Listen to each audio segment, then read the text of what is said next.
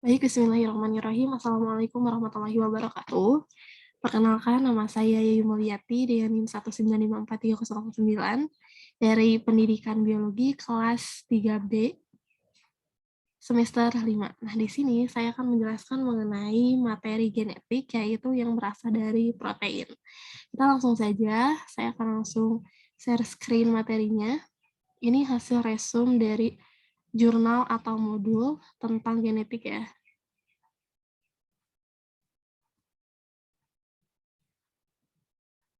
Baik teman-teman, sebelum ke materi, saya akan perlihatkan terlebih dahulu ini tentang gambar rusa, yaitu from gen to protein atau gen yang berasal dari protein, gen untuk ke proteinnya, menuju ke protein. Seperti yang kita lihat di sini ada dua rusa yang berwarna coklat dan juga berwarna putih. Sebelum kita ke materi, kita harus mengetahui terlebih dulu nih sejarah dari gen itu sendiri mengenai ilustrasi dari gambar tersebut. Nah, jadi pada tahun 2006, seekor rusa albino muda yang terlihat bermain-main dengan beberapa rusa coklat ini di pegunungan Jerman Timur yang menimbulkan kemarahan publik. Sebuah organisasi perburuan lokal ini mengumumkan bahwa rusa tersebut menderita kelainan genetik.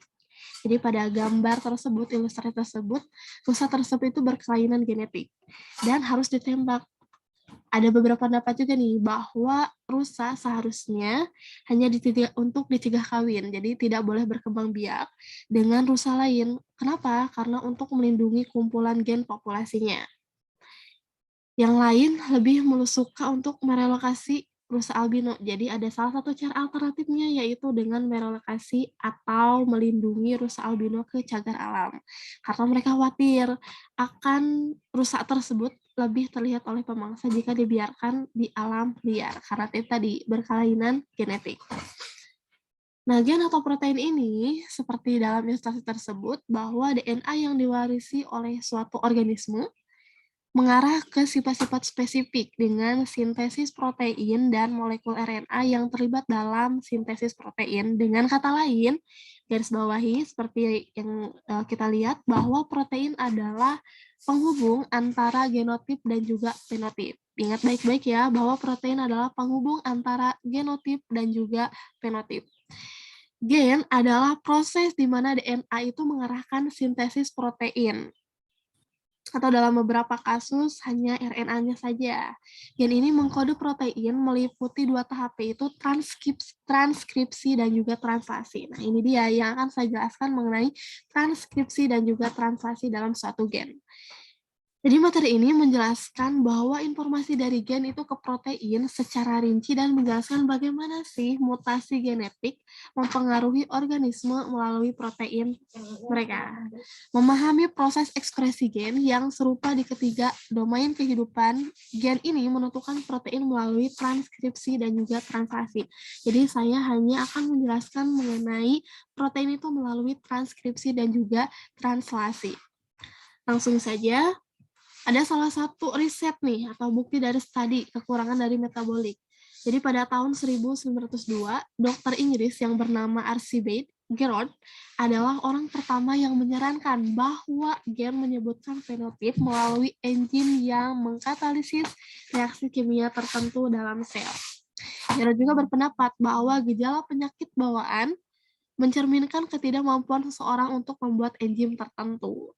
Dia kemudian menyebut penyakit seperti kesalahan metabolisme bawaan. Gerard memberi sebagai salah satu contohnya nih. Gerard memberikan salah satu contohnya yaitu kondisi turun-temurun yang disebut dengan alkaptonuria. Ini salah satu penyakit atau kekurangan dari metabolik yang bernama alkaptonuria. Pada gangguan ini, urin berwarna hitam karena mengandung bahan kimia alkapton yang menjadi gelap saat terpapar udara.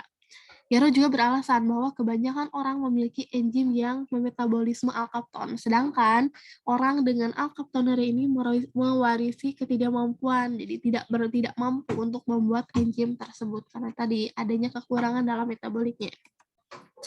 Langsung saja ke prinsip dasar transkripsi dan translasi ya. Gen ini memberikan instruksi untuk membuat protein tertentu, tapi gen tidak membangun protein secara langsung. Jadi jembatan antara DNA dan sintesis protein adalah RNA atau asam nukleat, yaitu transkripsi. Nah, kita garis bawahi apa sih yang dimaksud dengan transkripsi dan juga translasi. Jadi transkripsi itu adalah sintesis RNA menggunakan informasi dalam DNA. Kedua, asam nukleat ditulis dalam bentuk berbeda dari bahasa yang sama dan informasinya hanya ditranskripsikan atau ditulis ulang dari DNA ke RNA. Sama seperti untai DNA yang menyediakan template untuk membuat untai komplementer. Baru selama replikasi DNA juga dapat berfungsi. Nah ini, DNA ini berfungsi sebagai template atau tempat ya, untuk merakit urutan komplementer nukleotida RNA. Untuk gen penyandi protein, molekul RNA yang dihasilkan adalah transkrip serta dari instruksi pembentukan protein gen. Jenis molekul RNA ini disebut messenger RNA atau mRNA, seperti yang kita ketahui.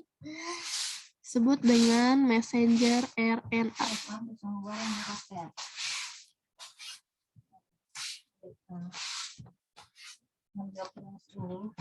Karena membawa pesan genetik dari DNA ke mesin sintesis protein sel. Transkripsi adalah istilah umum untuk sintesis jenis RNA apapun pada DNA, sedangkan translasi, nah ini kita langsung translasi itu apa ya? Nah, translasi itu sintesis polipeptida menggunakan informasi dalam DNA. Jadi polipeptida menggunakan informasi dalam mRNA. Pada tahap ini terjadi perubahan di mana sel harus mengurutkan nukleotida molekul mRNA menjadi urutan asam amino polipeptida. Situs translasi adalah ribosom, jadi partikel kompleks yang memfasilitasi hubungan teratur asam amino ke dalam rantai polipeptida. Mekanisme dasar transkripsi dan translasi yaitu bakteri dan juga eukariot. Tetapi ada perbedaan penting dalam aliran informasi genetik ini dalam sel karena bakteri tidak memiliki inti. DNA tidak dipisahkan oleh membran inti dari ribosom dan peralatan sintesis protein lainnya seperti yang akan kita lihat nih, kurangnya kompartementarisasi yang memungkinkan terjemahan mRNA ini dimulai saat transkripsi masih berlangsung. Jadi dalam sel eukariotik, sebaliknya amplop nuklir memisahkan transkripsi dari translasi dalam ruang dan waktu. Transkripsi ini terjadi di nukleus atau inti selnya dan mRNA kemudian diangkut ke sitoplasma di mana translasi terjadi. Tetapi sebelum transkripsi RNA eukariotik dari gen penyandi protein dapat meninggalkan nukleus atau inti sel, transkripsi tersebut dimodifikasi. Seperti yang dapat kita lihat pada gambar yang ini. Nah, yang ini ya teman-teman. Ini dia urutan dari transkripsi. Ya.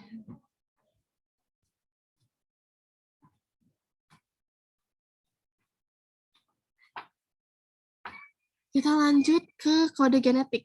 Jika setiap jenis basa nukleotida diterjemahkan menjadi asam amino, hanya 4 dari 20 asam amino yang dapat ditentukan. 2 urutan nukleotida AG misalnya dapat menentukan 1 asam amino dan GT dapat menentukan yang lain.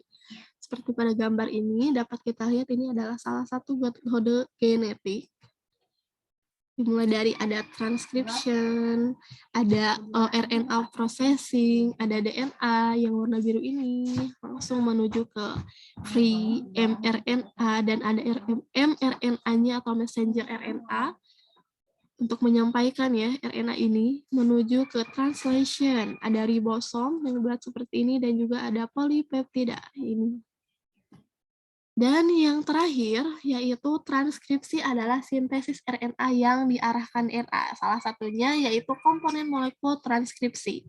Jadi messenger RNA pembawa informasi dari DNA ke mesin sintesis protein sel ditranskripsi dari untai cetakan gen. Enzim yang disebut RNA ini polimerase memisahkan 2 untai DNA dan menggabungkan nukleotida RNA yang melengkapi untai cetakan DNA sehingga memperpanjang RNA polinukleotida. Seperti itu. Bisa dilihat juga gambar yang ini. Ini adalah salah satu gambar dari transkripsi molekul. Nah, itu dia teman-teman mengenai materi from gen to protein atau genetik menuju ke protein atau yang berasal dari protein. Terima kasih. Salam dari saya. Wassalamualaikum warahmatullahi wabarakatuh.